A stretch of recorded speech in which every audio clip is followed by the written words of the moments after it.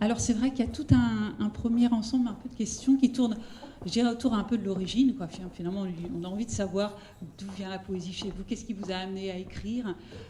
Ça peut être une expérience, ça peut être aussi la rencontre avec un auteur, donc qui vous a conduit aussi, je dirais, un peu à la poésie, les uns les autres. Et puis vraiment, est-ce que cette question d'origine, elle a du sens, ou est-ce que la poésie est plutôt peut-être ce qui vous a traversé, ou ce qui vous a happé, peut-être au vol. Enfin, je ne sais pas, il y a un petit peu cette question de ce qui est antérieur, je trouve, qui nous intéresse, parce que vous êtes poète et qu'on veut savoir d'où ça vient, je dirais. Donc, Christophe arrive en riant. Est-ce que, Pascal, tu veux commencer à témoigner? Je ne sais pas. Vas-y. Non, brièvement, parce que c'est toujours long, les parcours et les traversées. Je pense qu'en définitive, enfin, en ce qui me concerne, c'est né d'une sorte d'insatisfaction. Mais enfin, ce sont des choses qui surgissent très très vite, sans doute dès l'enfance même, ou en tous les cas dès l'adolescence. Une insatisfaction par rapport à quoi? Tout simplement par rapport à la dévastation. Au fond, c'est la question. La dévastation de quoi? La dévastation du monde. C'est-à-dire quand on sent qu'effectivement il y a quelque chose qui ne tourne pas rond dans la façon dont les hommes vivent et correspondent entre eux et échangent, il y a donc cette sorte d'insatisfaction qui peut se transformer en une sorte de rage d'ailleurs, enfin, ou une incompréhension quand on est enfant, et ensuite une sorte de rage. En tous les cas, pour moi, c'est né là. Ensuite, la deuxième approche, elle est moins existentielle, elle est livresque. Il se trouve que moi, je suis né dans une famille et vraiment, je m'en réjouis, où il n'y avait pas un seul livre dans la maison. C'est-à-dire, il y avait quelque chose qui n'existait pas. Et au fond, quand on est privé de quelque chose, et quand on a l'âge où on commence à opérer des choix, on va voir ce qui se passe. Alors moi, j'ai été voir d'une manière tout à fait solitaire ce qu'il en était, puisque j'ai cessé très vite les études à l'âge de... Je ne suis même pas bachelier, parce que je trouvais que là aussi, c'était absolument insatisfaisant, la façon dont les choses étaient enseignées. Donc l'étude ne m'intéressait pas. Ce qui m'intéressait, au fond, c'était la vie vécue, et même la rue, j'allais dire. En même temps, j'ai découvert donc le livre très tardivement, et puis cette découverte, ça a été un choc. Le premier livre que j'ai lu, je me souviens, ça a été L'étranger de Camus, avec le personnage de Meursault, qui est étranger justement au monde tel qu'il ne va pas. Et puis ensuite, évidemment, le processus de lecture s'est enclenché, et voilà. Donc, alors, une fois qu'on a lu, il y a cette phrase de Guy Debord qui est assez marquante, c'est-à-dire que pour savoir vivre, il faut savoir... non, pour savoir lire, il faut savoir vivre, et pour savoir vivre, il faut savoir écrire. Donc c'est-à-dire qu'il y a effectivement cet enchaînement en définitive, le vivre, le lire et l'écrire. Voilà, donc moi c'était le schéma, voilà, tout à fait parfait, en tous les cas, qui m'a éveillé, j'allais dire, à la poésie. Alors pourquoi la poésie?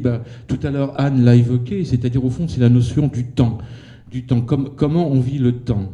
C'est une question fondamentale. Comment chaque être vit le temps qui passe? Ou bien on est effectivement dans un temps linéaire, et là on est pour le coup dans une sorte d'horizon où on est assez proche de la prose d'ailleurs, ou bien on est plutôt attaché à la verticalité du temps, c'est-à-dire ce que moi j'appelle le hors-temps, c'est-à-dire le surgissement épiphanique de la beauté, au fond, et on est attentif à ça. La poésie, c'est ça, c'est-à-dire c'est le trait. C'est une forme courte, fragmentée, et en définitive, elle en dit long sur la notion du temps qu'un être peut avoir. J'ajouterais, en fait, j'avais noté ça, c'est pour ça que j'ai récupéré mon dossier, puis après je laisserai la parole à mes petits camarades. Il y a une phrase de Georges Bataille qui m'a toujours interpellé, comme on dit aujourd'hui, qui m'a marqué en tous les cas. La voici. La chute dans l'utilité, par honte de soi-même, quand la divine liberté, l'inutile, apporte la mauvaise conscience et le début d'une désertion. Le champ est laissé aux arlequins de propagande. Voilà, j'ai essayé de ne pas déserter, au fond, ce qui est de l'ordre de la liberté.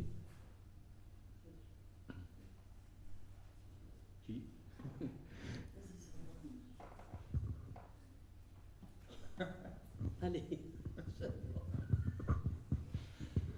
Et ben pour ma part, tout petit garçon, j'ai été évidemment impressionné par les classiques, hein, Victor Hugo, Lautréamont.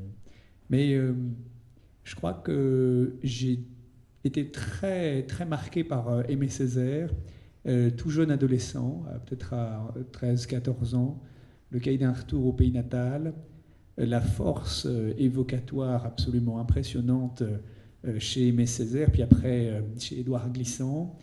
Vraiment, les poètes de la négritude, une espèce de puissance invocatoire très très forte, comme une sorte de liturgie païenne en fait. Ça m'a beaucoup impressionné, cette puissance possible, comprendre aussi que la poésie, c'est pas que des choses parnassiennes, des choses précieuses, versifiées, métrées, rythmiques, etc. Mais ça pouvait aussi être comme le cahier d'un retour pénatal, donc c'est vraiment un très long texte monolithique, brut, et d'une puissance absolument folle.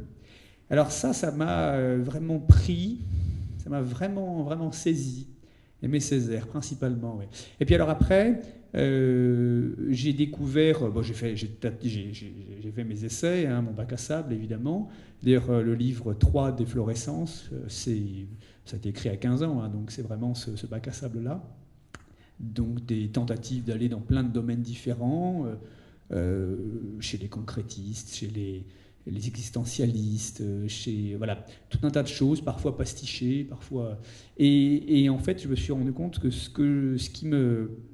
la couleur qui me semblait la plus vive, en tout cas pour moi, ce qui me parlait le plus, mon langage, c'était le langage évidemment lyrique, mais d'un lyrisme un peu christique. Yves Bonnefoy, très clairement, Thomas Transformer après, des poètes qui sont des poètes en prose, très fréquemment, mais qui ont toujours ce travail un peu incantatoire, comme une sorte vraiment de liturgie païenne ou quelque chose d'ordinaire. Voilà. Comme si ces poètes-là prenaient la matière du quotidien, des petites choses, pour en faire quelque chose de très puissant. C'est vraiment ça qui m'a pris. Alors, je suis devenu un danseur classique, j'avais 4 ans, et j'en ai fait mon métier très peu de temps. Je suis rentré au conservatoire supérieur, je suis devenu professionnel à Montréal, au Canada, puis j'ai eu une maladie osseuse assez grave, donc j'ai arrêté très tôt ma carrière, à 20 ans. Et j'écrivais déjà depuis mes 15 ans, et vraiment c'était le lyrisme qui me portait. Après, je suis devenu chanteur lyrique, donc on reste vraiment dans cette famille-là. Je crois vraiment que ma rencontre avec le lyrisme m'a permis de trouver ma langue. Vraiment, m'a permis de trouver ma langue, très clairement. Donc, Aimé Césaire, Yves Bonnefoy, principalement mes pères en écriture et en poésie. Je vais rebondir sur le bac à sable d'Ismaël. En fait, je suis toujours dans le bac à sable, moi. J'ai commencé à écrire très jeune. Je crois que j'ai toujours écrit, je ne sais pas quand. J'écrivais des comptines, j'écrivais des chansons, toute petite. Je suis d'une famille on dirait d'artistes, théâtre, musiciens, et également d'auteurs, enfin d'écrivains et dramaturges. Est-ce que c'est parce que j'ai baigné là-dedans que je suis arrivée à l'écriture? Je ne sais pas, certainement. La poésie, je ne peux pas la définir. Je suis totalement incapable de dire ce que c'est. C'est une fulgurance pour moi. On parle de l'ardeur, mais l'ardeur, c'est la fulgurance. Enfin, de ce que je ressens de la poésie. C'est une nécessité. Donc voilà, j'ai bien sûr été bercée par ce que j'appelais à l'époque mes maîtres, Rimbaud, Baudelaire, Verlaine, bon, qui sont... Et mes premières lectures, c'était Alice au Pays des Merveilles, c'était Le Petit Prince, et bien avant, c'était les contes d'Andersen, qui m'ont embarqué dans des mondes complètement fabuleux. La Petite Sirène, qui est une de mes références. Et puis voilà, je passe à Sanda. Pourquoi la poésie? Pourquoi l'écriture, en fait? Parce que il n'y a pas que la poésie, ou si j'écris aussi de la prose, roman ou pièces de théâtre, c'est toujours de la poésie, mais alors il faudrait élargir le sens. Mais pourquoi la poésie pour moi, ou l'écriture pour moi? Je ne le saurai jamais vraiment. On va partir avec beaucoup de mystères dans nos vies, et là sera le mystère de ma vie aussi. C'est pour évoquer comment c'est arrivé. Donc je me suis éveillée à la lecture toute seule, parce qu'un peu comme Pascal, dans ma famille, à 6 ans, 7 ans, il n'y avait pas de livres. Et je viens de Roumanie, peut-être ce n'était pas encore dit, ça n'a pas été évoqué. Et je vis en France depuis 19 ans bientôt. Et mon parcours a été plutôt littéraire. Dans mes études à Bucarest, j'ai fait des études de lettres, de langues étrangères, russe et roumain. Et j'ai beaucoup lu, tellement lu ça, c'est inutile de dire que j'ai beaucoup lu, et je ne vais pas évoquer mes lectures, mais comme toute vraie lecture, ça s'enchaîne d'une manière mirobolante. Mais toutes ces lectures, toutes ces vies, pour moi une autre vie, mais qui m'éveillait, comme je ne voyais pas beaucoup autour de moi, c'était comme si c'était une vie, oui, une autre vie à côté, mais ce n'était pas encore la poésie, ou l'écriture, je n'écrivais pas. Et dans la dernière année de fac, je m'apprêtais pour être professeur. Dans quelques mois, j'aurais fini mes études et je m'apprêtais à être professeur, ce que je suis devenue. D'ailleurs, j'ai fait mon métier pendant quelques années. Et j'ai habité à Bucarest dans le foyer pour les étudiants, et je me rappelle que dans le couloir, d'un coup j'ai entendu avec une force qui m'a fait presque peur, 2 vers, parce que ça rimait en roumain, mais c'était dicté, c'était pas ma propre voix, c'était arrivé d'ailleurs, un truc bizarre, que c'était la première fois qui m'arrivait. En roumain, c'était, mais je vais traduire, pour être inspiré, un coucher de soleil est tombé. En roumain, pentru a fi inspirat, un amour s-a lăsat. C'était bête, c'était débile, mais le fait que ça soit dit par quelqu'un d'autre, que c'était pas moi, je me reconnaissais pas. Donc pour dire que pour moi, la poésie, c'est quelque chose ou quelqu'un d'autre qui s'est emparé de moi. Je ne sais pas exactement qui ou quoi, mais depuis, ne me lâche pas. J'écris souvent sous l'emprise de cette chose, je ne sais pas quoi. Et les textes finis, c'est une lutte corps à corps souvent de ces 2 choses, moi et l'autre. Bref.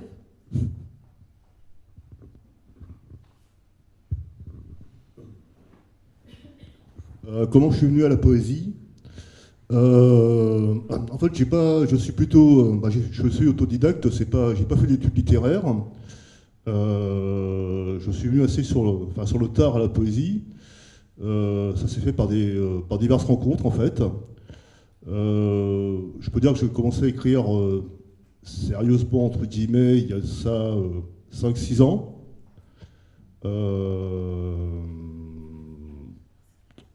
Je pense que ça s'est imposé à moi, c'était pas par choix, c'était vraiment... je pense que la poésie s'est imposée à moi.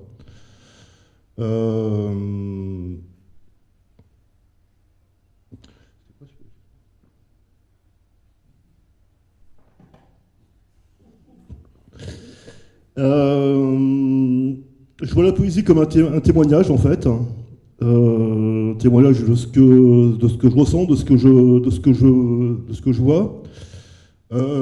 Encore une nuit sans rêve est un ouvrage qui parle d'un sans-abri, des sans-abri. Je suis bénévole pour une association qui vit en aide aux sans-abri. D'ailleurs, il y a aussi l'ouvrage collectif dehors là, qui est aussi présent. Pour moi, c'est un témoignage de ce que voilà, c'est un témoignage de ce que je vois, des choses pour lesquelles pour moi il est important de témoigner. Je pense qu'aussi la poésie, c'est aller dans les profondeurs des choses, dans les profondeurs des gens, pour les rapporter quelque part pour les rapporter sous la lumière en fait. Là, j'ai une citation de Georges Perec. J'écris parce que nous avons vécu ensemble, parce que j'étais parmi eux, ombre au milieu de leurs ombres, corps près de leur corps. J'écris parce qu'ils sont laissés en moi leur marque indélébile. Voilà, je pense que c'est un peu ça. J'écris ça. Ça rejoint assez ce que je pense, oui. Quant à moi, j'ai aucun mérite à être dans le milieu de la poésie, parce que mon père est poète et ma mère est philosophe, ce qui m'a amené en fait à rencontrer une éducation assez particulière. Et mon plus grand choc dans la vie, ça a été d'aller à l'école. Parce qu'en fait,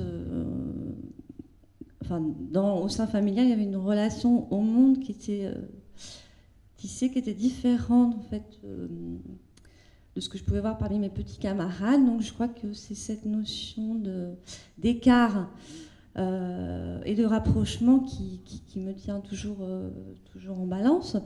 Et au sein même de la pratique en fait aussi de création, puisque je suis aussi ballottée entre deux langages, à la fois entre le langage pictural et le langage écrit, et que aussi chaque œuvre, je rejoins Sonda, est une forme, alors, je sais pas d'exil, mais d'écart de soi à soi, et en même temps permet une exploration, une avancée de manière profonde dans cette injonction que j'ai dû me mettre il y a très longtemps de devenir moi-même.